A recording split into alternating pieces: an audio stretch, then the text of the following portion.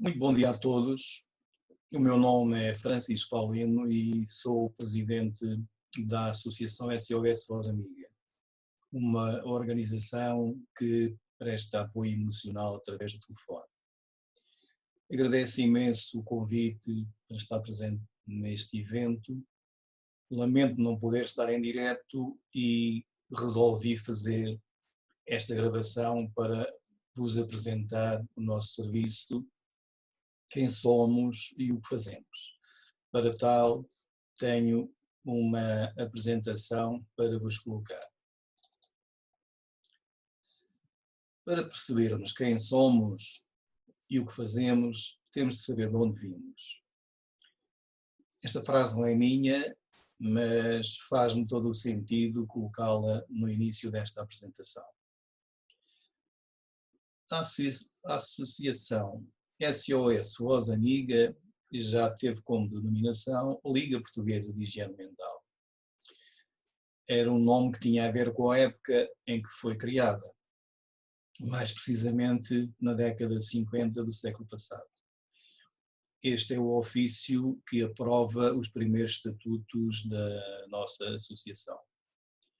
Em 12 de março foi emitido este documento e reparem como na altura se terminavam os documentos oficiais. A bem da nação, puro Estado Novo.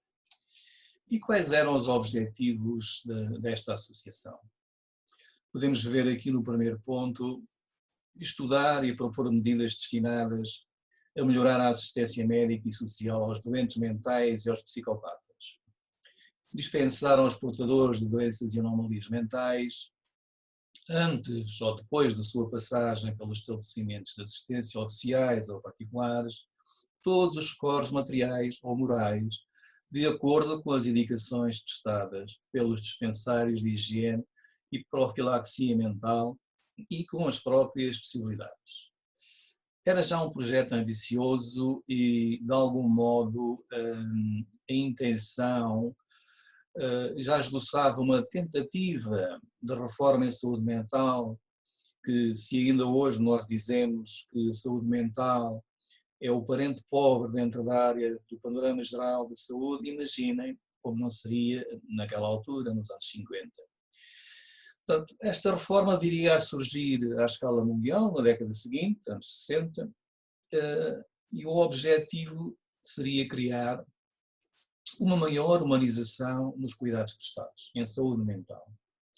Portugal adere a este movimento, mas não consegue acompanhar a evolução europeia, isto por manifesta falta de investimento e alguma vontade política.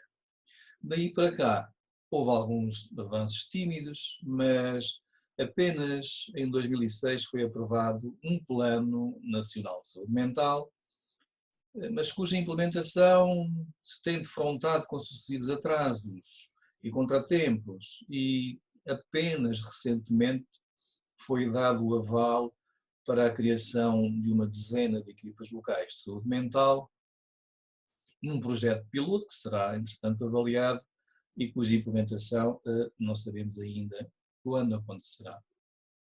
Nesta época em que surge a Liga Portuguesa de Higiene Mental, aparece em Londres o primeiro telefone de ajuda emocional. Isto começa tudo numa igreja parcialmente destruída pelos bombardeamentos da Segunda Grande Guerra, onde um pastor anglicano e também psicoterapeuta, o Chavara, preocupado com o enorme número de suicídios, instala um telefone, anuncia através dos jornais a disponibilidade para fazer atendimento em anonimato e surge ali o embrião do que viria a ser uma das organizações de telefones de ajuda, os Samaritanos, também conhecida como Befrienders. Aqui em Portugal, na época, tudo acontecia com uma ou duas décadas de atraso e em outubro de 1978, o então presidente da Liga, o professor e psiquiatra Fragoso Mendes, cria a linha de apoio emocional SOS Voz Amiga, que daí para cá passou a ser o único projeto de responsabilidade desta associação. Como podem aqui ver, este foi o nosso primeiro logotipo e um pormenor interessante, na altura os telefones tinham apenas 6 algarismos, ao contrário dos 9 atuais. E o único sítio, o único local onde éramos divulgados era nas primeiras páginas da lista de páginas amarelas dos telefones, juntamente com o SOS Venenos e, na altura, o 115, atual 112. Entretanto, tornámos-nos membros da IFOTES, uma outra organização internacional dos telefones de ajuda, cujo código de ética e conduta é respeitado pelos nossos voluntários. E que vem a ser, as chamadas acontecem em confidencialidade, existe um duplo anonimato, tanto do apelante como do voluntário, não fazemos julgamentos de valor, nem pressionamos, despimos de preconceitos e aceitamos as diferenças. Também não exercemos qualquer tipo de influência, seja ela religiosa, política ou ideológica. A nossa linha disponibiliza apoio emocional em situações de grande sofrimento, causadas por solidão, depressão, ansiedade e risco de suicídio. O atendimento é realizado por voluntários, cidadãos de boa vontade, anónimos, não profissionais e não remunerados, com seleção, formação adequada e experiência. E os apelantes beneficiam de uma relação humana genuína, baseada numa escuta sem julgamento. Portanto, o único salário dos voluntários é a gratificação de sabermos que normalmente fazemos a diferença pela positiva. Este é um cartoon executado por um voluntário que pertenceu ao primeiro grupo de formação em 1978. Portanto, com a legenda, tratamos todos os fantasmas do cérebro com o mesmo respeito, e é bem verdade. Este provérbio antigo árabe, o que não conseguires contar ao teu melhor amigo, conta-o ao viajante na estalagem, traduz, portanto, a dificuldade que normalmente temos em falar dos nossos problemas com os mais próximos. Daí que é tão mais fácil falar com um desconhecido. Embora o sofrimento partilhado tem tendência a aumentar e há toda a conveniência em desabafarmos com os mais próximos ou, no caso não conseguirmos, com um amigo, com um desconhecido, com um serviço de apoio como o nosso. Porque desabafar em anonimato evita o constrangimento de assumirmos as nossas derrotas e insucessos junto dos mais próximos, como já referi, família ou amigos. Gostava de vos apresentar agora um vídeo que fala de algumas situações que nos vão chegando. A sociedade exige que sejamos todos vencedores. Não há apoio para aqueles que não se sentem aceitos. Aqueles que estão doentes que perderam alguém ou que perderam a alegria de viver.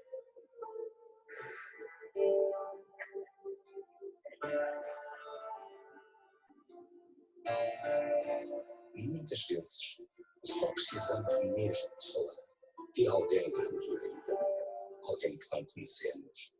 Evita o constrangimento de assumir as nossas derrotas, desânimo e tristezas.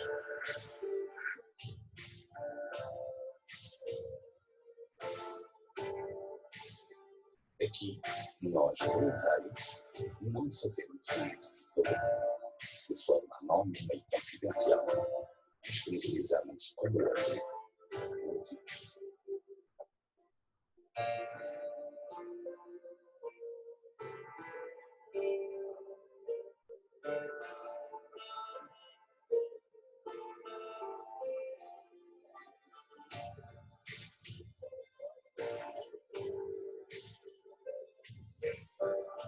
Se precisar, não hesite.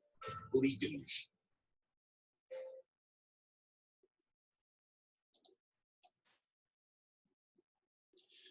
Esta situação de pandemia que estamos todos a viver desde março provocou um aumento extraordinário de pedidos de ajuda nos nossos telefones.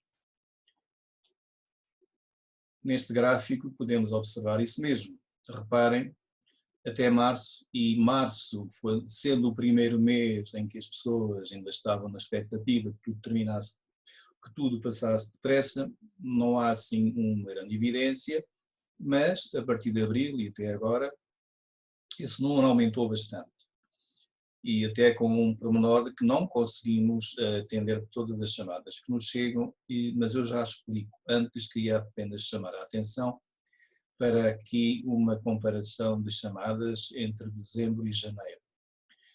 O ano 2019, a média mensal de chamadas não atingiu as 600. Mas reparem aqui, dezembro e janeiro, que tem um número um pouco acima, bastante acima, aliás. E isto porquê? Dezembro e janeiro são os chamados meses das festas, Natal e Ano Novo. E é um período em que a solidão custa mais a suportar. Dói muito mais estar sozinho neste período em que somos bombardeados com anúncios diários de reuniões familiares, de prendas e festas. E quem vive sozinho custa mais a ultrapassar este período. Daí este aumento de chamadas em dezembro e em janeiro. Dizia há pouco que não conseguimos atender todas as chamadas que nos chegam, e há motivos para isso. Esta tarefa é muito desgastante a nível emocional. Os nossos voluntários, apesar de termos um grupo de quase 40, só conseguem fazer no máximo 4 turnos de atendimento por mês. Cada turno tem uma duração de 4 horas. E como podem imaginar, há chamadas muito pesadas que criam um desgaste enorme e que deixam algum desconforto, e é necessário um período de intervalo para amenizar esse desconforto e ficar preparado com disponibilidade emocional suficiente para fazer um novo turno. Nós temos reuniões semanais com 2 psicólogas, que em conjunto com todos os colegas, tentam, portanto, ajudar aqueles voluntários que estão em mais dificuldade e com mais desconforto provocado por aquelas chamadas mais pesadas. Também há outro motivo para que não consigamos atendê-las todas, porque há muitas chamadas que são demoradas. Nós não estabelecemos um limite de tempo para estarmos ao telefone com as pessoas. Se há quem nos ligue em situações de solidão e que queira falar apenas um pouco, essas chamadas podem durar entre 10 a 20 minutos. Mas existem outras, como por exemplo chamadas feitas por mulheres que ao longo de vários anos são vítimas de violência física e emocional e com vergonha de assumirem o falhanço das suas relações, vão sofrendo em silêncio, até um dia em que resolvem ligar-nos. E aí precisam de bastante tempo para contarem toda a sua odisseia de sofrimento. Existe um outro tipo de chamadas, felizmente é em menor número, mas que são as mais demoradas. São chamadas de alguém que liga e que diz que ligou apenas para ter companhia nos seus últimos momentos, que não quer ajuda, quer apenas companhia. Nós entendemos sempre isto como um último pedido de ajuda, uma coisa que no estilo de ajudem-me a viver porque só me apetece morrer. E então estas chamadas podem durar 1 hora ou mais. Desde março até agora, a tipologia das chamadas não se alterou. Houve um aumento substancial, mas a tipologia mantém-se. Temos chamadas sobre doenças mentais, com depressão e ansiedade, e, portanto, e outras situações do foro mental, chamadas sobre solidão, ideação suicida, conflitos familiares e problemas económicos. Mas todas elas, o que notamos é que têm uma carga extra de ansiedade. É visível em todas estas chamadas. Nós temos até um número razoável de pessoas que ligam há já vários meses, algumas há mais de um ano, que é que nós chamamos os habituais.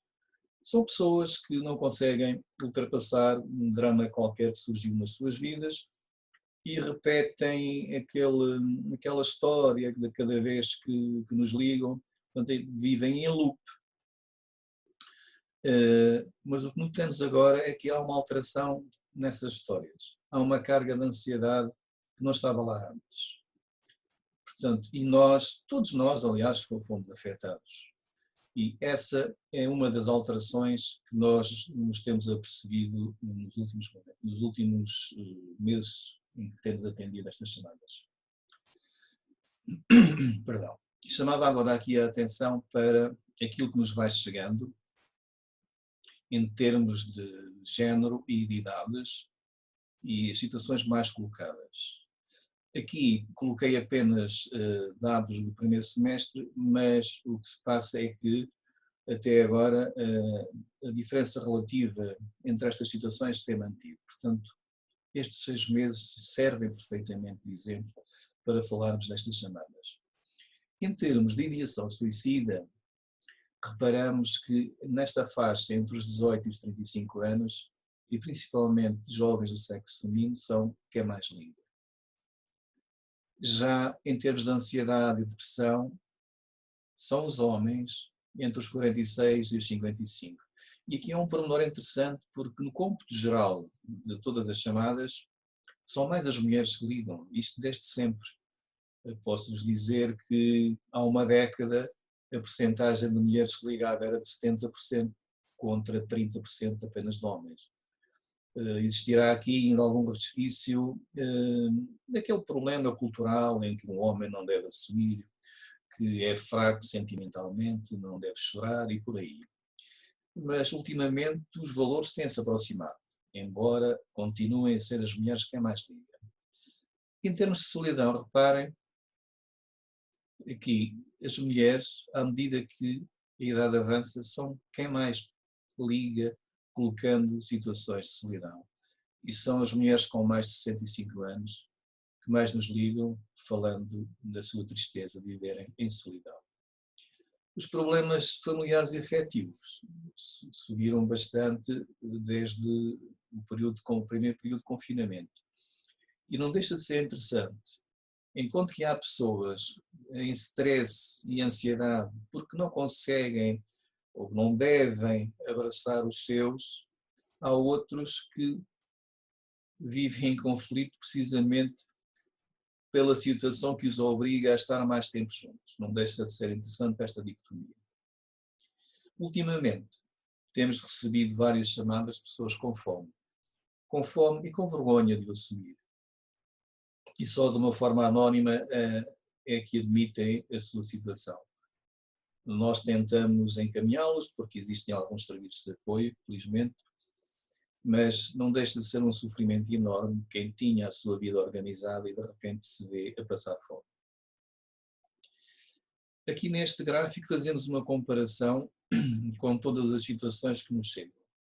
E reparem que, em termos de problemas de foro psicológico e emocional, juntamente com situações de solidão, estas duas situações somadas significam mais de 50% das chamadas que nós recebemos.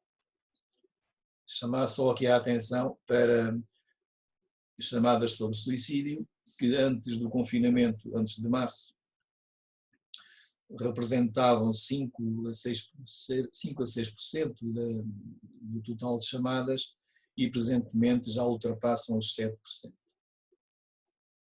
Quase a terminar, gostava de vos colocar ainda este vídeo uma mensagem.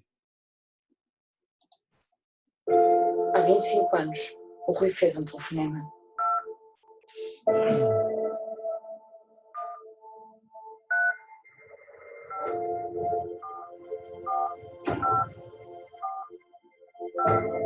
E isso salvou muito mais do que a sua própria vida.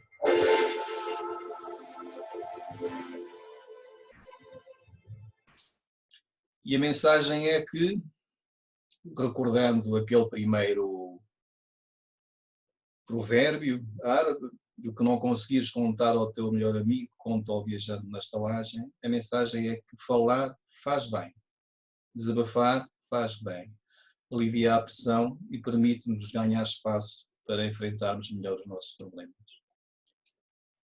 E termino com o nosso cartaz com os contactos. Portanto, nós temos este slogan, ligue-nos, nós escutamos. Essencialmente, nós falamos pouco, escutamos mais do que falamos. E não deixa de ser interessante que, em algumas chamadas em que praticamente nos limitamos a fazer pequenas intervenções para demonstrarmos que estamos com atenção do lado de cá, as pessoas desligam e agradecem, dizendo que gostaram muito de conversar connosco. Quando, ao fim e ao cabo, nós pouco intervimos nessa conversa, mas disponibilizámos um espaço para que a pessoa pudesse falar sobre os seus problemas. E termino. Foi um gosto fazer esta apresentação. Espero que o evento corra bem. Desejo que todos passem uma quadra festiva o melhor possível, atendendo às contingências. Protejam-se, porque ao protegerem-se, estão a proteger os outros. Muito obrigado e foi um gosto.